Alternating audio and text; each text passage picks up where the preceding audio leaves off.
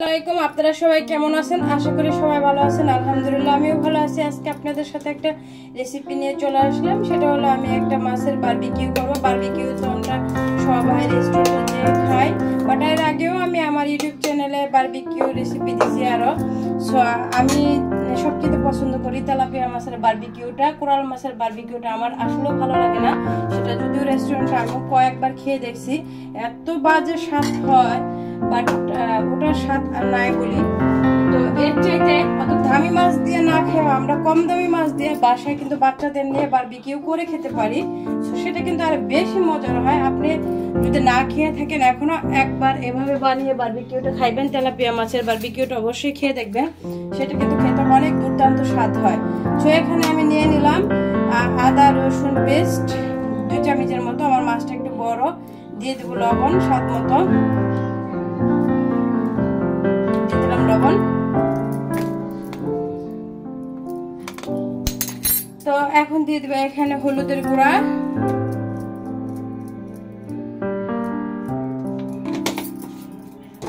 এখন দিয়ে দেবো এখানে মরিচের গুঁড়া,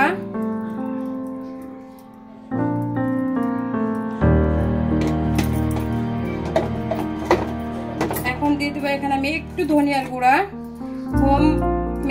হোম ভাবে বা বাসায় বসে যেটা আমরা বানাই না কেন সেটা তো একটু নিজেদের মতো থাকে, বাট এটা তো কখনোই রেস্টুরেন্টের মতো হয় না। স্বাদ কিন্তু আপনি কখনোই কম পাবেন না। তো দিয়ে দেবো একটু জিরার গুঁড়া,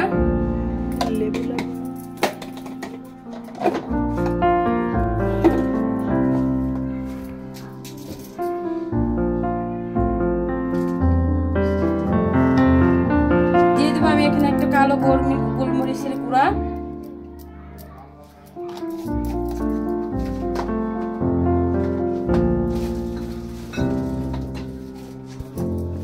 এখানে আমি দিয়ে দেবো ফিশ সস,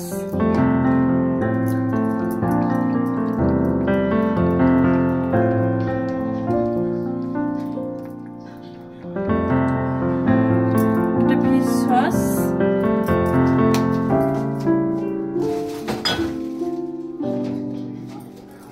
দিয়ে দেবো আমি এখানে একটু সয়া সস,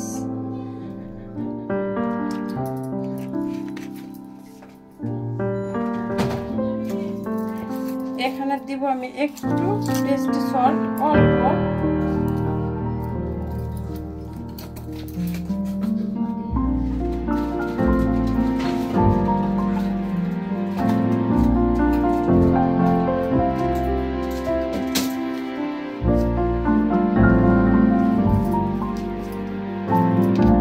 আমি একটু ভিনেগার অল্প সামান্য পরিমাণ,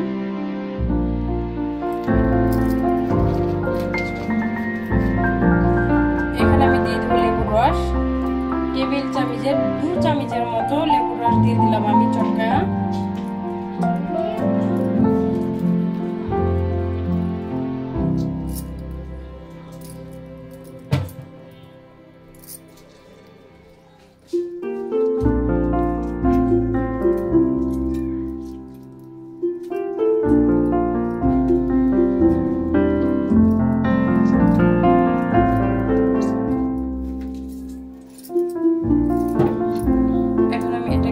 ভালোভাবে হাতের মাঝে মিশিয়ে নেব।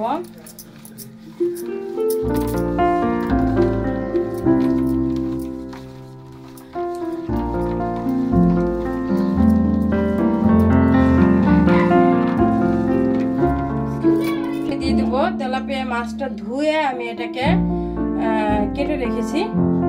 আমি আমার মতো একটা কাট দিয়ে নিয়েছি এইভাবে, বাট একটু বড় বড় স্লাইস করে দিয়েছি যেহেতু মাছটা অনেক বড়, তো ভিতরে লবণ না ভিজতে ভালো লাগবে না, আমি একটু বেশি স্লাইস করেছি।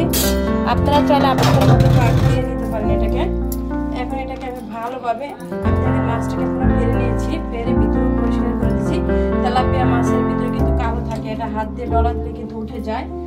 তো এটা অনেকেই জানে না, এটাকে উঠিয়ে দিবেন। আর মাছটা অবশ্যই যারা আপনারা এভাবে ফ্রাই করে খেতে চান, বারবিকিউ করে খেতে চান, তো অবশ্যই কিন্তু লবণ দিয়ে আর লেবু দিয়ে আধা ঘন্টা 1 ঘন্টা থেকে ম্যারিনেট করে রাখবেন। কারণ তাহলে মাছের গায়ে যে একটা গন্ধ থাকে, সব মাছে কিন্তু ফ্রেশ থাকে না, অনেক মাছে কিন্তু গন্ধ থাকে, সেই গন্ধটা কিন্তু অবশ্যই উঠে যাবে, গন্ধটা আর পরে পাবেন না আপনি বাজে স্মেলটা।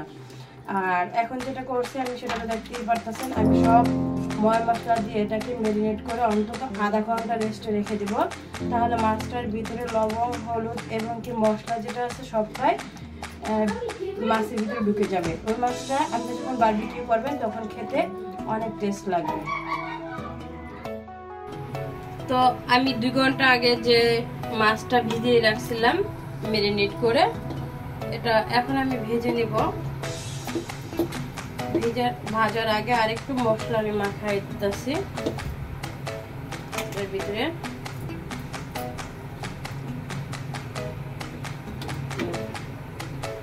সেখানে আমি চুলায় নিয়ে নিয়েছি একটা প্যানের ভিতরে সাদা তেল দিয়েছি এবং আমি এই সাথে এখন মাছটা দিয়ে দেবো।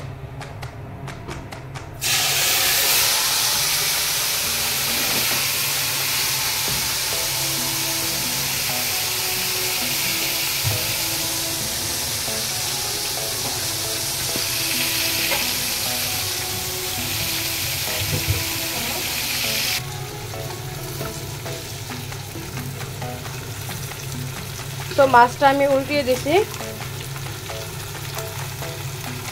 আসলে আমরা মশলা দিছি তো মশলাটা উপরে একটু পুড়ে গেছে, আর ক্যামেরা যতটা দেখায় এরকম না, হালকা একটু লাল হয়েছে। তো আমি মাছটাকে চুলায় ফ্রাই করার পর আবার একটু ওভেনে দিয়ে দিছি, কারণ ওভেনে দিলে বড় মাছ তো তো আমার মনে হচ্ছে যে তেলের মাঝে ভাজলে এটা পরিপূর্ণভাবে হবে না, বাট এর জন্য আমি আবার একটু ওভেনে দিয়ে দিছি। যে যাদের বাসায় ওভেন নেই তারা এটাকে আপনারা চাইলে গ্যাসে পুড়ে নিতে পারেন, গ্যাসের উপরে একটা স্ট্যান্ড বসায় একটু পোড়া দিয়ে নেবেন, তাহলে সব মানে বারবিকিউটা প্রপারলি হবে। তো গাইস হয়ে গেল আমার মাছের বারবিকিউ, তেলাপিয়া মাছের বারবিকিউ। তো এটা হলো গরিবের বারবিকিউ, যারা 1200, 1300, 1500 টাকা দিয়ে রেস্টুরেন্টে যেয়ে মাছের বারবিকিউ না খেতে পারবেন, তারা এভাবে বাজার থেকে একটা সস্তার মাছ এনে বাসায় বসে বারবিকিউ খেয়ে ফেলবেন এবং কি বাচ্চাদের খাওয়াবেন।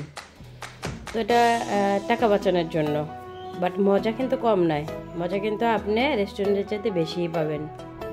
তো কেমন হলো অবশ্যই আপনারা বাসায় করবেন, ট্রাই করে দেখবেন। তো আমি একটু দেখাইতেছি এটা ভিতরটা কেমন হয়েছে। তো ভালো লাগলে আমাকে একটা লাইক কমেন্ট সাবস্ক্রাইব করবেন। একটা ফেসবুক যারা আমার ফ্রেন্ড তারা আমাকে অবশ্যই ফলো দেবেন, আর যারা ফলো দিয়েছেন তাদেরকে অসংখ্য ধন্যবাদ। আমার ভিডিওটা যদি ভালো লাগে বেশি বেশি শেয়ার দিয়ে দিবেন। তো আজকের ভিডিও এই পর্যন্তই, ভালো থাকবেন সবাই, আমার জন্য দোয়া করবেন, আমি আপনাদের সকলের জন্য দোয়া করি। আল্লাহ হাফেজ। ভিতরটা কেমন হয়েছে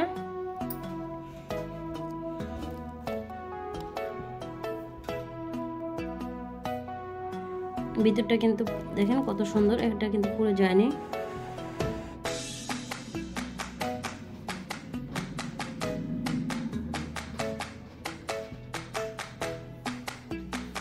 খেয়ে বলো কেমন হয়েছে।